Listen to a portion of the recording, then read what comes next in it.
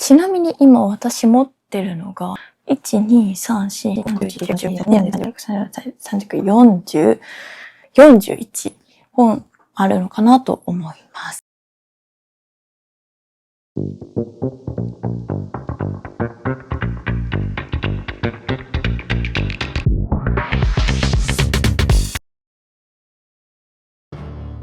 皆さん、こんにちは。青ゆいです。初心者におすすめのレンズで調べると、単焦点がいいとか、ズームレンズがいいとか、いろいろ出てくると思います。ただ、かなりいっぱい選択肢があるので、何を基準に選ぶかっていうのを知らないと結構迷いやすいと思います。なので、今日はその基準を5つに分けて整理したいと思います。この5つを理解すると自分に合うレンズを自分で判断できるようになります。私はね、ほんと 14mm から 800mm までいろいろ使ってきたので、その経験ベースでお話ししていこうと思います。今日もね、初心者向けっていうところで動画を出していくんですけど、前回カメラについてお話ししていきました。なので今日はレンズ編となります。でね、私も実際最初単焦点を選びました。本当にね、最初の方に使ってたのはこの 28mm だったりとか 24mm、 そして 40mm、 このあたりですね。最初はね、ボケる写真っていうのが撮りたくて、正直ね F 値のこともよく分かってなかったので、本当レンズに書いてあるこの開放、一番最も開放の F 値で撮り続けていました。でもね、開放で撮ると意外と最初難しいんですよね。なんでかっていうと、特に花とか撮るとき、ピントがね、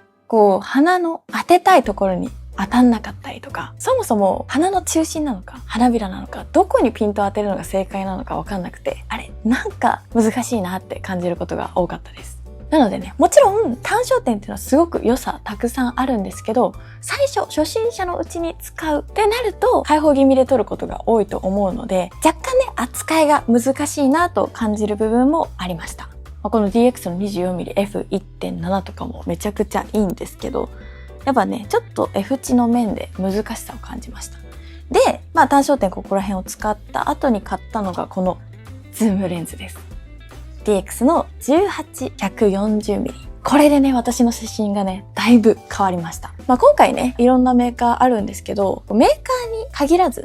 単焦点か、ズームレンズか、はたまた、焦点距離にフォーカスしてお話を聞いていただけたらなと思います。で、やっぱりズームレンズってその場で焦点距離が変えられるので、もうね、どう撮るかっていうところに集中できて、距離の調節もしやすくて、ズームレンズ使い始めてから写真がさらに楽しくなったなっていう風に感じるようになりました。なので、個人的には最初はズームレンズ派かなと、自分は単焦点を買っておきながら、買ったからこそかな。ズームが最初だとやりやすいかなっていうところはあります。では、ここからは最初にお話しした5つの基準についてまとめていきます。なのでね、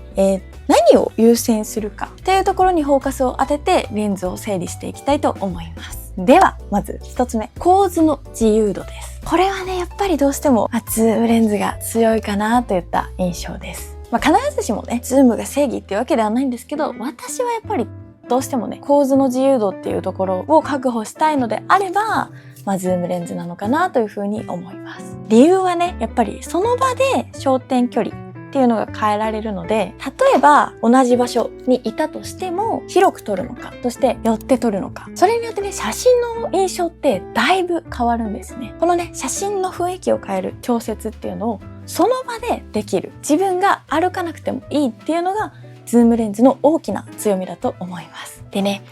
構図の自由度の高さで言うと、私がよく使ってるのはやっぱりこのね、Z のね 24-120mm F4 のレンズかなというふうに思います。このね24スタートっていうのがすごく便利なんですよ。広く撮れるし、そこからグッと寄ることもできる。なのでね、本当日常のほとんどのシーンに対応できます。っていうか、対応できないシーンってあるのか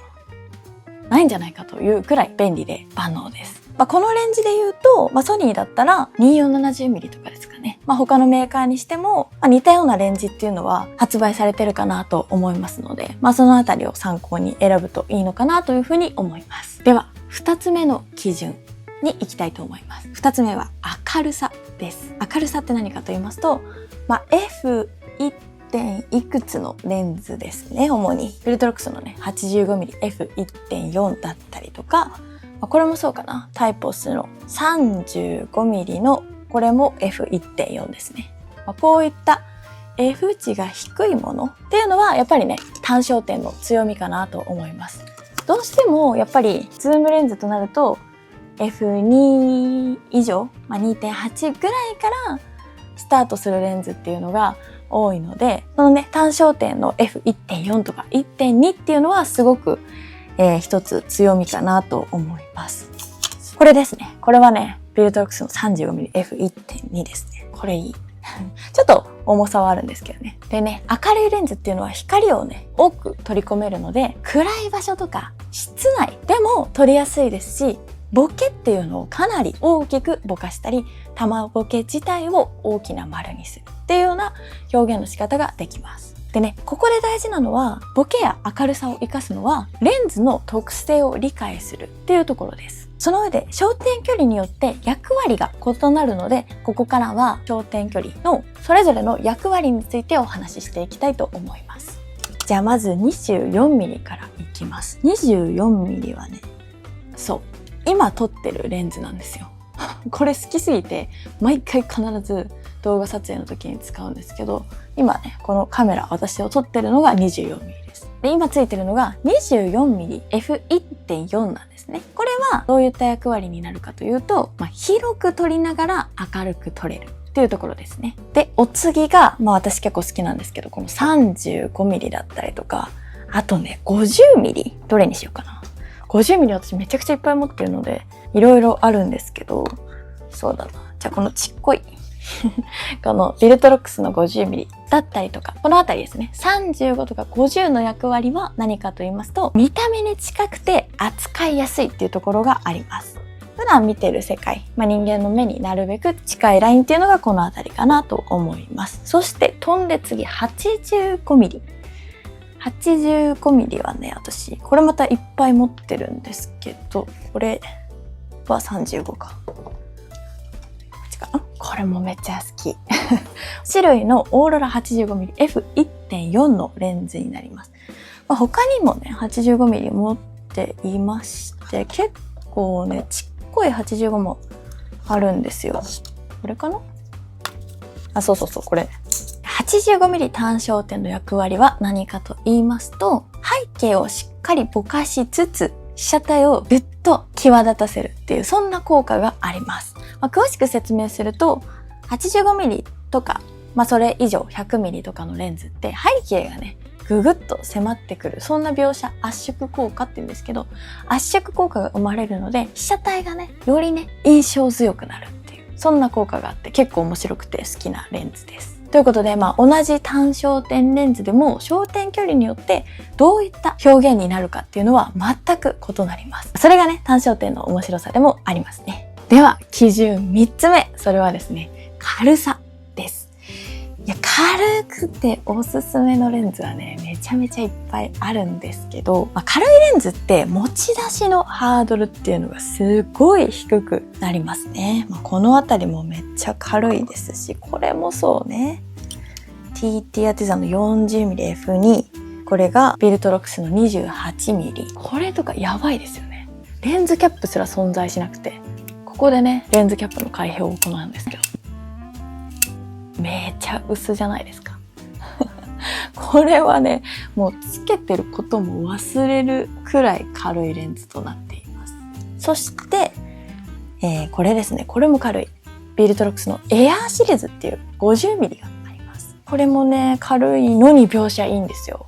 私、個展でね、この写真一番大きく印刷したくらい好きなレンズです。あと軽いとこで言うとそうだな。タイポッシュの 35mm とかかな。あとはやっぱり今つけてる 24mm も軽いですし、ソニーの 55mm の F1.8 サイズレンズ。こういったあたりも軽い。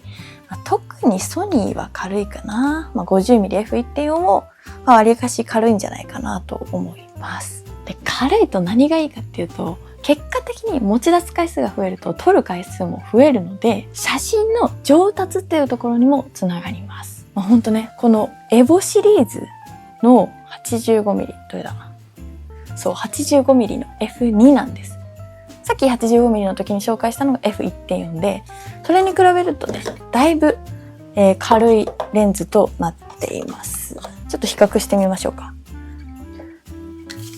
はい、こんな感じでね、同じ 85mm でも大きさが違うなんてことも単焦点の特徴としてあります。その理由はね、F 値が違うというところが大きく影響しますね。で、話を戻すと、やっぱりね、このビルトロックスのエボシリーズだったりとか、この辺のね、エアシリーズっていうようなコンパクトなレンズっていうのは非常に軽いので日常的に持ち出しやすいです。あとはね、単焦点もそうなんですけど、これですね。これめっちゃ軽い。18、140mm のズームレンズだったりとか、これもね、16、50mm っていうズームレンズになります。なのでね、単焦点もちろん軽いのいっぱいあるんですけど、こういったね、APS-C 機のレンズにはなるんですけど、軽めのズームレンズっていうのも存在します。これめっちゃ面白い。なので、ズームでも重すぎない選択肢っていうのもあるよっていうところが一つお伝えしたいポイントとなります。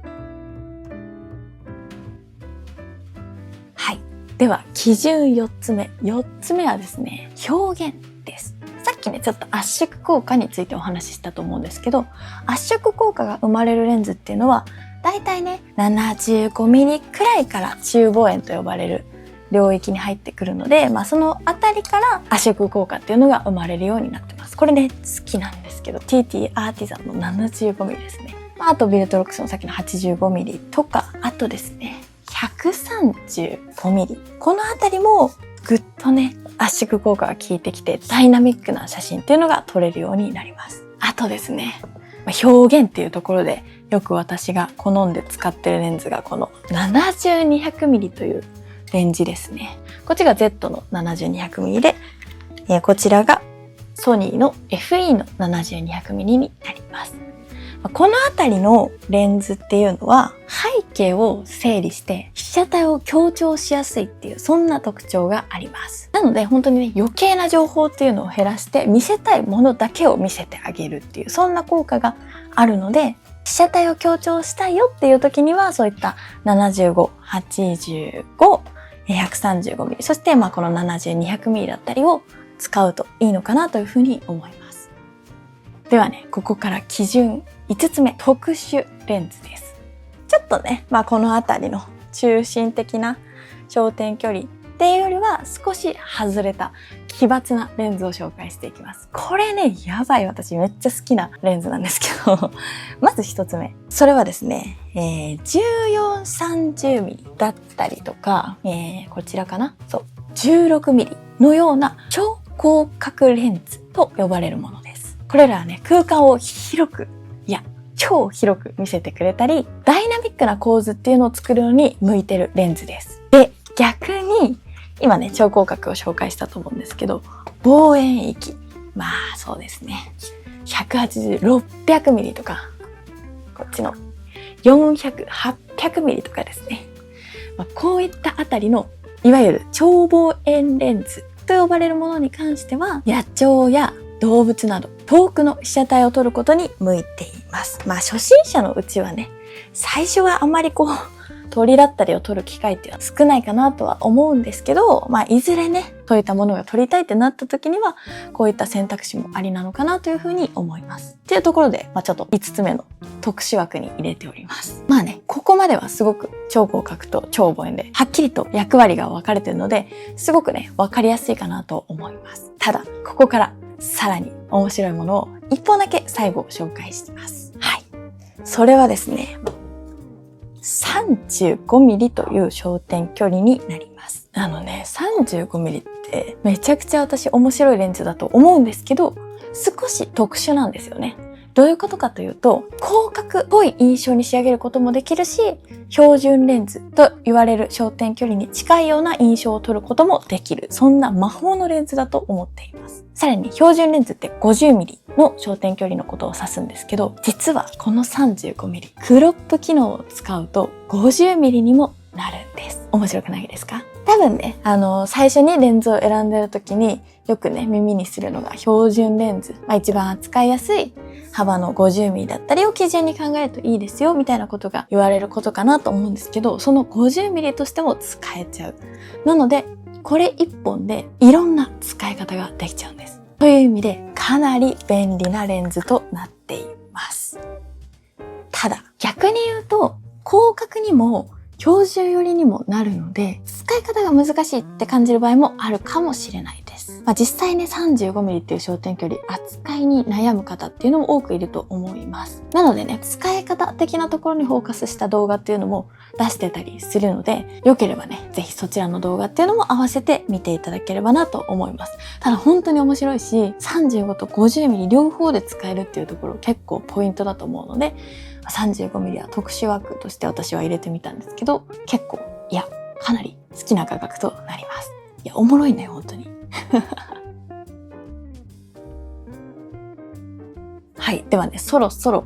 まとめに入りたいと思います。まとめるとね、レンズはどれがいいかっていうよりは、何を優先するかで選んであげるといいのかなと思います。なんでかっていうと、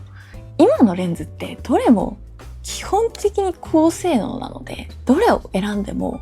いいレンズなんですよ。